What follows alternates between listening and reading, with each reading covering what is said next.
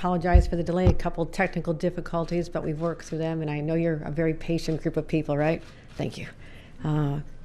First of all, we're very excited to make some announcements this morning, but first, we really want to make sure that we are doing everything we can to prepare for the future, and that involved a conversation I had yesterday with the White House. Jeff Zients has been very engaged with the governors, as well as a separate conversation we had later in the day where we talked about the vaccine rollout, but he gave me some very good news, which was he wanted me to know early on that the border would be open with Canada. Yay. This is good news, particularly for the communities along Western New York, the northern border, who really are so integrated with the Canadian communities. It's neighbors. It's just crossing a bridge, just like we cross a bridge from here to anywhere in the city. It's the same as many of these communities. So I applaud their decision to reopen the border. It'll be coinciding with the opening of the international traffic on flights.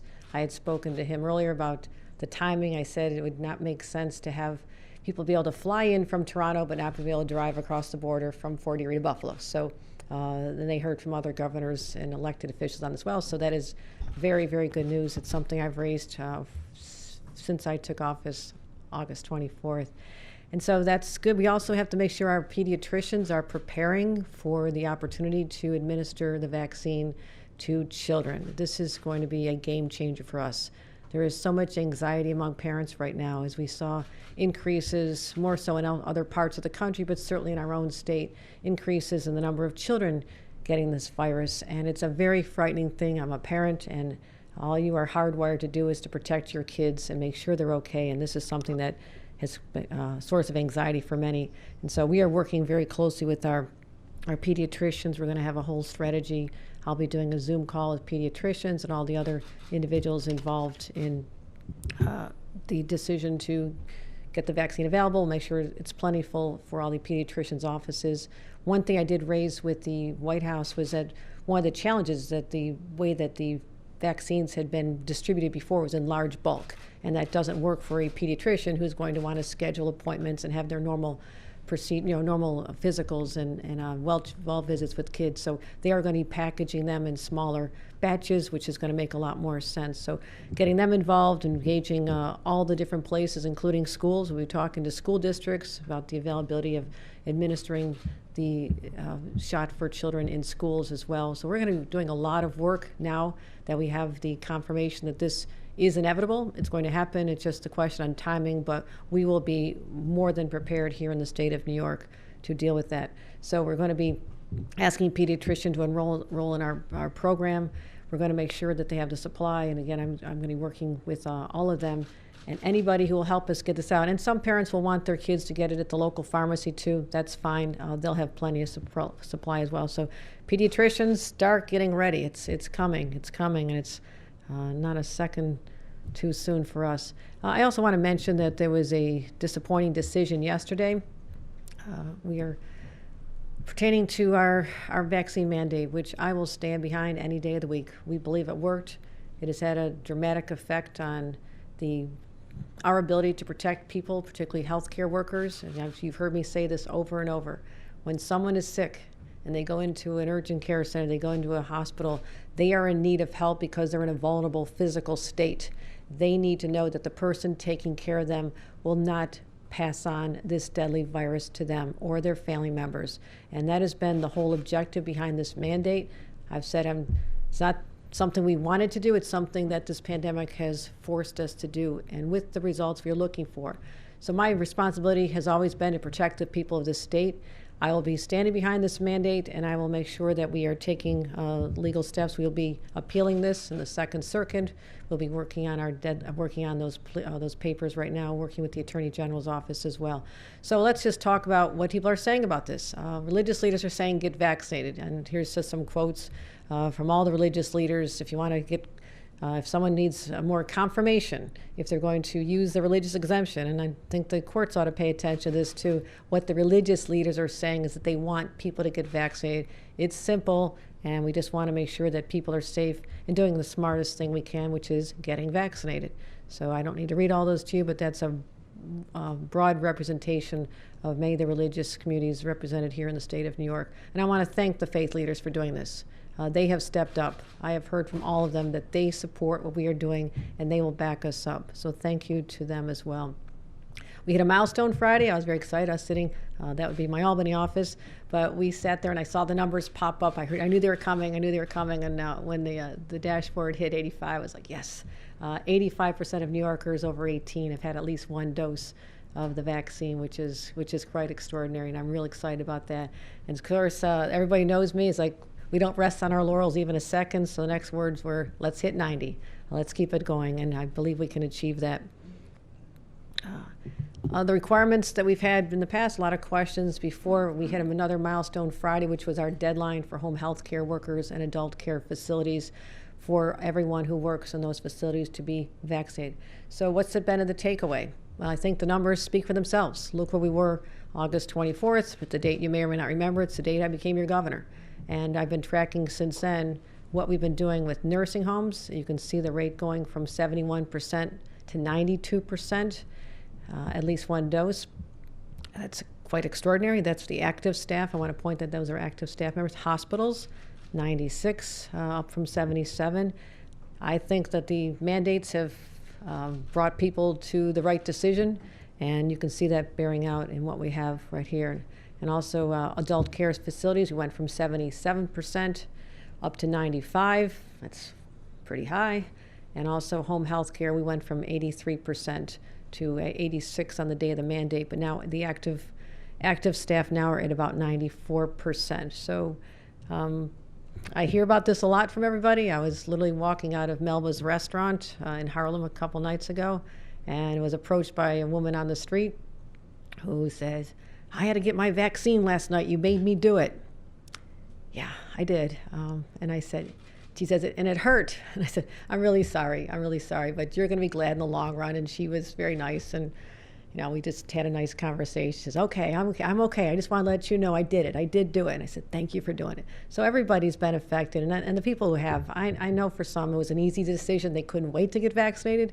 Most of us are in that category. But for those who are more reluctant and had to come to this, for a variety of reasons, I thank them as well. I truly thank them as well. They'll be the reason we get up to 90 before too long. And then the whole purpose is not to have mandates for the sake of mandate. It's to get us through this pandemic. I mean, we are all sick and tired of this. We want to say it's over. And this is the way we get to that point. One issue that has been raised is the staffing issues related to this mandate. And I want to be clear when I'm talking about the numbers. We have numbers that show we are at a 3% total workforce reduction in these categories. I know this has been a question, and that includes hospitals, nursing homes, adult and home care. We also have about 0.5% who are still waiting to get vaccinated, who are in the category, and they have plans to get vaccinated soon. So it's a broad number. It includes people who've been terminated, resignations, people just decided to retire at the time, but also people who are on furlough who are waiting to see the outcome of the litigation. So it is still a fluid number, and we're going to keep, we'll get data when we can, but right now we're at about a 3% workforce reduction as a result of these mandates. But look how many people are vaccinated, and the vast majority of people are on their jobs, despite what we had been told by everyone early on that it's just going to be impossible to implement this. People stepped up when they needed to, and I'm grateful for that. One thing I've recognized as I monitor the numbers coming through, as you do on our various sites, it's just too complicated. You shouldn't have to have a medical degree to figure out what is going on with the state of play with COVID in your own community. So we are launching a new data set hub where you can find all the dashboards and data sets on one place very easily. And we're going to continue giving people a fuller picture and more transparency when it comes to all the data that we have. So you're getting it as soon as we have a clear picture. It's all about improving transparency. We still have some disparity in the regions, as we've been talking about for a while. And so, what we're talking about, it's the North Country, it's Mohawk Valley, it's Central New York as well. But some people have said that number is not exactly accurate because some communities may test more than others, so I will take that. So let's give another way of looking at the numbers so we can assess exactly what's going on in different parts of our state. And that would be to look at the per 100,000 average. And statewide, you see the numbers reflect the percentages, but this gives you a better idea of exactly how many people based on per 100,000. So what we're going to do in those areas that we've identified as being higher than 4%, we're going to deploy more pop-ups. We're going to have more Vax to School pop-ups. We're going to boost education outreach. And I want you to know we are in regular communication with the local health departments. They know that we are there to help. We are there to supplement and to reinforce the messages. And they've been tremendous partners, again, turning upside down the framework of the past, which was more Albany-driven and Department of Health-driven out of Albany. We are there to help, and we have been helping, but I also want to continue to empower local governments where they have hundreds of employees who literally trained for years to be ready for something like this, and why not liberate them to do what they do best? And so we are in constant communication with them, and that is working out well. As you see, most of the state is in a good place. But also you talk about the numbers, percentage, per 100,000. The real picture is how sick people are getting, and that would be reflected in the daily hospitalizations. And we are continuing to see hospitalizations flatten. As you know me, I am not spiking a football anytime soon, because we also saw, as I mentioned a dozen times now, what happened with the fall last year. Different scenario, more people are vaccinated, but also I walked the streets. I walked over this morning. I was out walking last night. A lot of people are dining outdoors, and I love when I walk the streets of Manhattan. People are wearing masks outside. I mean, that's why we have such a low infection rate here. It's about 1.3%. But people are going to start being indoors. People in Buffalo, people in Plattsburgh, probably not going to do a lot of outdoor dining in January. So the reality is people are going indoors, and that could have an effect on the infection rate. And Delta is what we're dealing with. Delta may or may not be flattening. I'm not going to say it is, but I like the way that is. At least we're not going upward. I think that's a good, modified good news story. Again, we reached 85%, 85.1. Have to bump up the numbers among young people and remind people to get their second dose if you've already had your first one. It's not fully effective until you get that second dose, and then we get into wanting boosters as well, which I'll talk about in a minute. Breakthrough infections creeping up a little bit, but again, the number that is most important, someone who may have been, people who are vaccinated, who contracted again, tend to be showing lesser symptoms, more like a flu for a day or two, or barely aware of it. I've been with people, found out later, who told me that they didn't show any symptoms at all. So there are asymptomatic cases of having this. You may be fine, but you may have spread it to your mother or your grandmother, and that's what we have to be vigilant about. Hospitalizations, though, we first started tracking this for about 0.05%. That is a good situation right now to know that many people are not succumbing to this and having to be hospitalized. Boosters, all about the boosters. Let's boost the boosters. We sent text messages to over 450,000 people to let them know that it's time to get your booster shot. I, fortunately or unfortunately, am still too young for this, but at some point, and I said this to the White House, can we just make these more widely available? I mean, everybody who's been vaccinated really wants to make sure that they are fortified heading into the winter season. So I continue to promote the boosters. You can sign up to get it now. Should have gotten your message. If you're vaccinated at a non-state-run site, you probably received a reminder from your provider as well. So let's get people boosted for boosters. Okay. Again, I'll just reinforce the classifications that are eligible. It's still 65 and older, underlying health conditions, and people live in high-risk settings, high-risk jobs as well. So no reason not to do this. The lines are not long. It is such a different dynamic from what we dealt with last year when there was such a scarcity of supply and a lot of stress around that. It's not there anymore. We talked about the groups that are eligible. I've given you this before, but if you can reinforce that, that's very helpful to us. And we're tracking now the booster shots that have been administered. Almost 447,000 additional doses have been given. Some of these people were able to get it because they were in vulnerable categories before the time that Pfizer okayed it, which was September 24th, I believe. But this is a cumulative number to show exactly how many people have received a booster. Again, just trying to give you as much clarity, give the public every bit of data as we receive it. Flu season is here. Yeah, how about that? Last year, I don't know a lot of people got the flu because everybody wore their masks, and that was good. with lesser restrictions. We want to make sure that everybody's protected, that you don't end up getting the flu or COVID or both, which is the worst case scenario. So encouraging people to keep wearing your masks, good hand hygiene, and we're going to be starting a PSA. A very exciting announcement is to see this, and then we'll follow with something else that we're going to do. Here's a sneak preview. Are you ready for flu season? With kids back in school and many people returning to work, we need to prepare for both flu and COVID this fall and winter.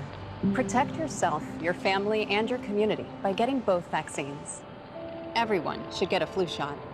And people 12 and older should get a COVID vaccine too. Talk to your healthcare provider about getting both flu and COVID-19 vaccines. Learn more at health.ny.gov/flu. So in order to practice what I preach, I'm going to get a flu shot. And he promised me it would not hurt, right? We'll do my best. Dr. Gov, thank you for coming over. I appreciate this. Happy to help you.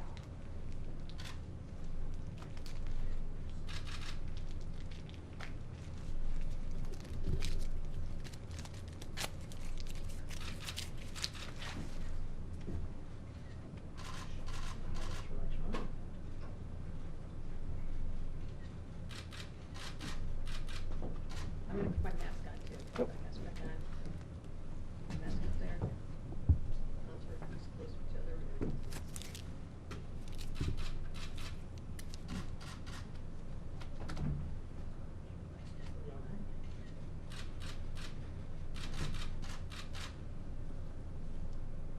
Okay, 1, 2, 3.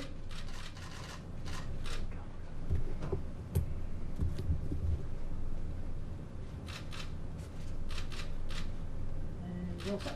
All right, thank you, Doctor. I appreciate that. Take care. Thank you. I made sure I wore the mask so you wouldn't see whether I winced or not. I smiled through the whole thing, just so you know. With that, be happy to take your questions, and I think we'll start with Zoom.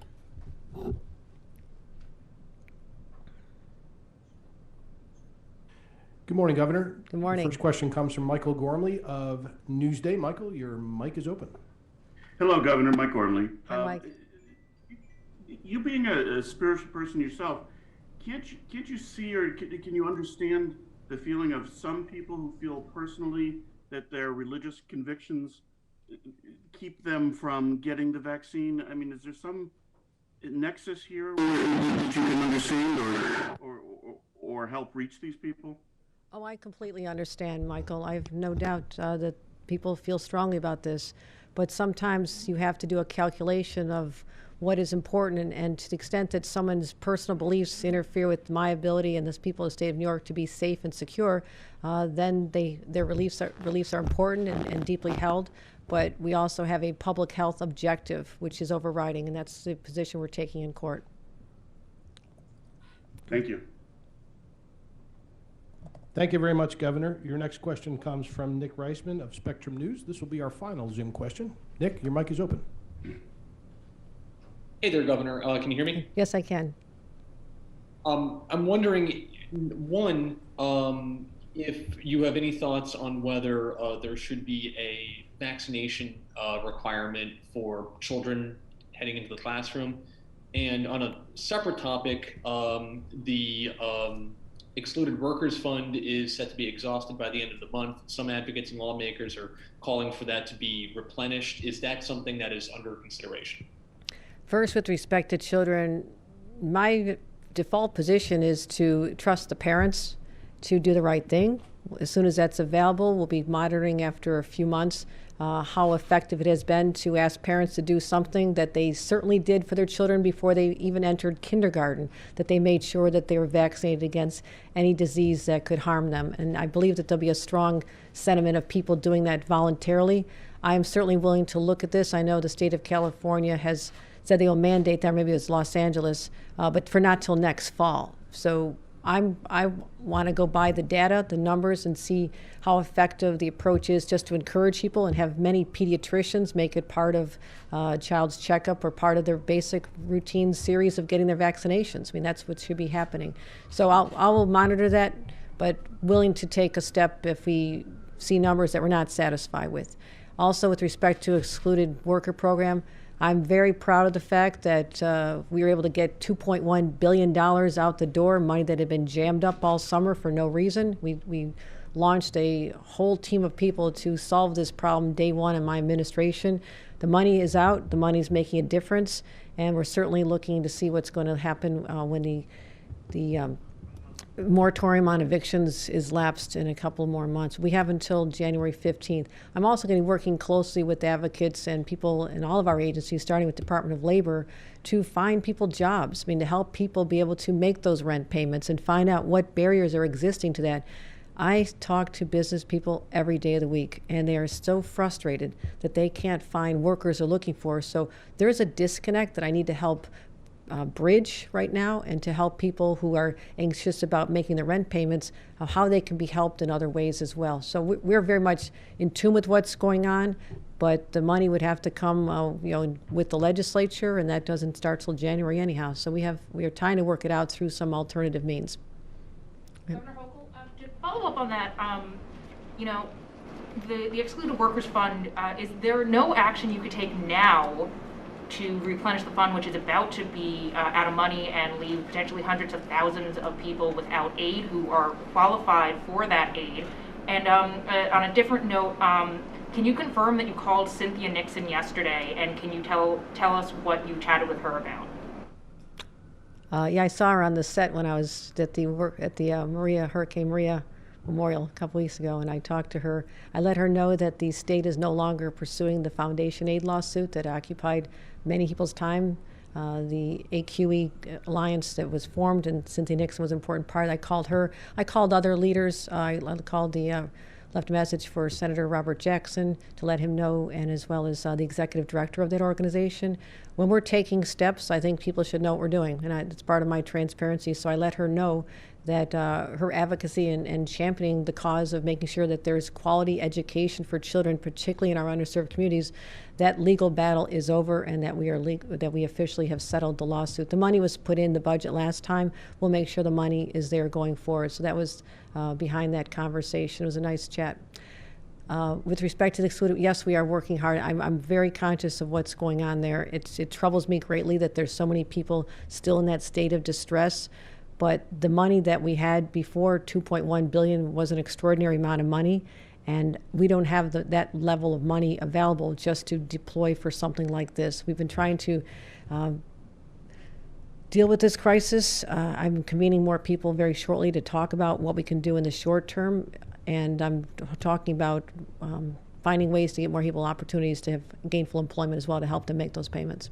Governor, yesterday you met with Assemblymember Ron Kim and some of the advocates for nursing home families, and you gave them something they have been asking for a long time, which is an apology. What exactly did you apologize for? I apologize for the pain that those poor families had to endure as a result of their family members contracting COVID in nursing homes. And it was a very emotional meeting, and it came about in an unusual way, but I'm a little bit unusual in my approach sometimes. I was walking over. I do a lot of walking. I walked over to the office and literally ran into Ron Kim in the middle of the intersection. And apparently he had just been out front protesting and making doing an event in front of the building. And I said, Assemblymember, you don't have to stand out here to get my attention. Come on inside. Let's have a meeting. Let's set it up within a couple weeks and bring these families here who deserve to have someone give them acknowledgement of what they've gone through. And I thank them for what they've done. Some of them said, we just want to be retired from what we've been having to do for the last year and a half, which is to fight for people in nursing homes. So it was very emotional. It's hard to describe what went on, but I work with elected officials. They can disagree with me one day, another day they might agree with me. I just approach this whole thing differently, that people deserve to know that their government listens and actually cares, gives a damn about them. Governor, I just want to follow up on that question. The families actually made a list of demands to you. Yesterday they thanked you for apologizing, but they also said, we'd like a victims' compensation fund, we'd like a memorial, more transparency. What are your plans? Do you plan to honor those requests? We actually opened the lines of communication where there were none, and that was what they recognized as progress. During the conversation, we talked about the memorial, for example, and we are already working on a memorial down in some location, not the original location, because that was not well received by the neighbors. There will be an opportunity to honor their family members, and they actually offline they talked about the Victims' Compensation Fund with my staff. And again, this is something that has to be worked through with the legislature, but they know we're giving them a hearing, but also I've already directed my staff, this is not a one-off. I hold myself accountable. This is not just it wasn't a photo op. We didn't tell the press. I didn't even know if that was going to be, I don't need a press conference to do the right thing. And that's what we did yesterday. We opened the lines of communication, and I felt that they appreciate that, but I'm going to be continuing to talk to my team about how we can take steps forward to do what we can to alleviate their pain. Directed the Port Authority to hold work on the LaGuardia Air Train.